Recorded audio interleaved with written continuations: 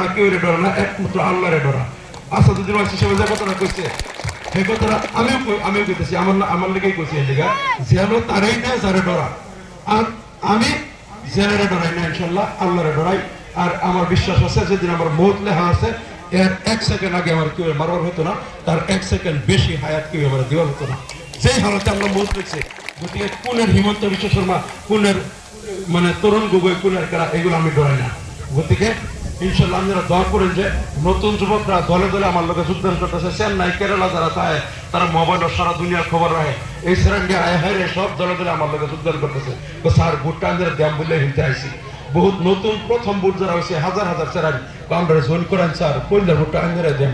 এই যে যুবক স্বামীর মধ্যে যে একটা আগ্রহ আছে, মা বোনেরা অনেক দোয়া করে। আমি যে সময় জেলে আসছিলাম, জেলে থাকলে বহুত বেটেনে নফল রোজা রাখতে আমার লেগে দোয়া করছে, অনেক বেটেনে কোরআন খতম করে দোয়া করছে, অনেক মুরব্বী মানুষে তারা আমার লেগে তাহাজ্জুদ করে দোয়া করছে, মসজিদে কত মসজিদ রোজাও রাখছে, বহুতে রোজা রাখতে দোয়া করছে।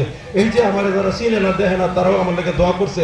আমার কিন্তু হিমন্ত শয়তানি আছেন 1 বছর আমার আটকে জেলের মধ্যে ইলেকশনটা ভার করে দিত, মানে মে মাসে আমার 1 বছর পুরো হলে মানে ইলেকশন ভার হয়ে যেত, নতুন এমএলএ নতুন সরকার হয়ে যেত, তারপরে আমার জেলাতে বাড়িতাম বাড়লে যাতে 5 বছর যাতে বিধানসভা আমি যাইবার না পাই।